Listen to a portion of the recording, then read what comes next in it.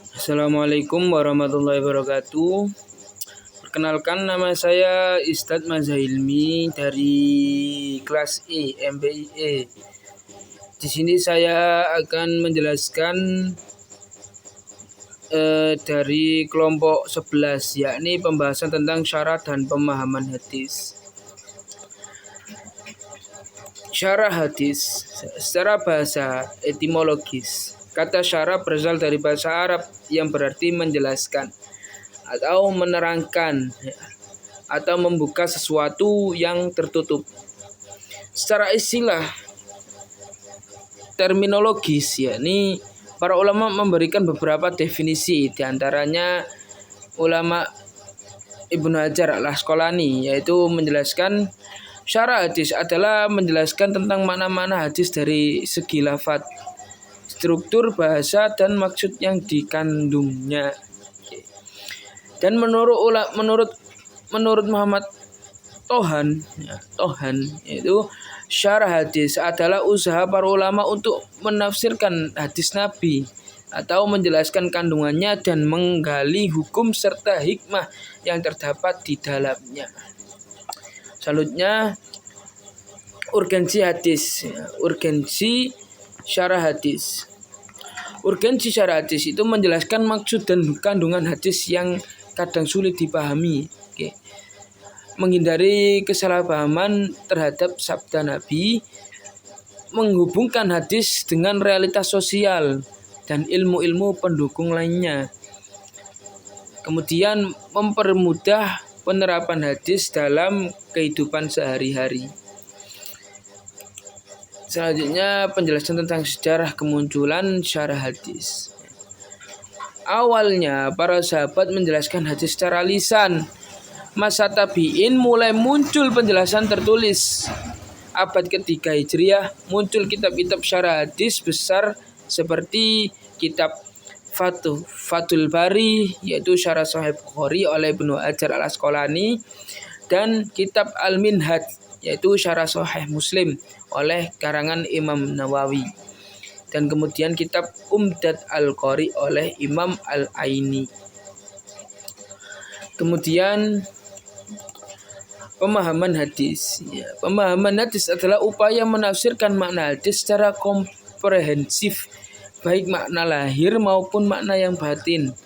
Diperlukan ilmu bahasa, sejarah, maqasidus syariah, dan konteks sosial. Tujuan pemahaman hadis yaitu menghasilkan pemahaman hadis yang relevan dan tidak menyimpang agama atau menyimpang syariat. Kemudian yaitu metode pemahaman hadis. Metode pemahaman hadis tekstual lafziyah atau memahami hadis berdasarkan makna zahir maupun atau literal. Kontekstual atau memahami pemahaman hadis secara kontekstual atau maknawiyah, yaitu memahami hadis berdasarkan makna, konteks, dan sebab munculnya atau asbabul wurud.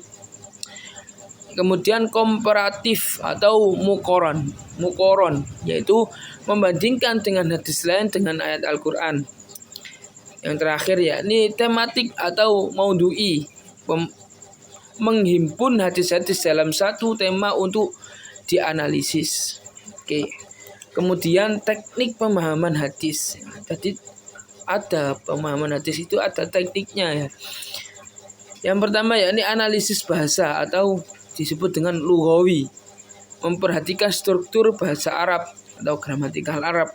Analisis konteks atau siasi atau istimai, itu menelaah situasi sosial dan politik saat hadis diucapkan, tidak sembarangan. Kemudian analisis historis, menelusuri latar belakang munculnya hadis. Kemudian yang terakhir yaitu analisis intertekstual, yaitu menghubungkan hadis dengan ayat Al-Quran atau hadis lain. Kemudian prinsip dalam memahami hadis. Prinsip-prinsip dalam memahami hadis, yakni tidak bertentangan dengan Al-Quran, kemudian tidak bertentangan dengan akal sehat dan maqasidus syariah, dan kemudian menggunakan sanad yang sahih, Terus melihat konteks, ruang, dan waktu hadis disampaikan. Dan kemudian menghindari pemahaman ekstrim atau hulu dan liberal atau yang dimaksud dengan berlebihan. Kesimpulan dari makalah kelompok 10 yakni syarat dan pemahaman hadis, yaitu syarat dan pemahaman hadis berperan penting dalam menjaga kemurnian makna Nabi Muhammad SAW serta memastikan ajaran beliau dapat diterapkan secara bijak dan relevan dengan tantangan zaman. Melalui syarah dan pemahaman yang tepat, hadis akan tetap relevan, hidup, dan menjadi pedoman moral, sosial, serta hukum bagi umat Islam di setiap masa.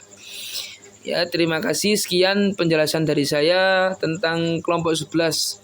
Ini menjelaskan tentang syarat dan pemahaman hadis. Oke, terima kasih.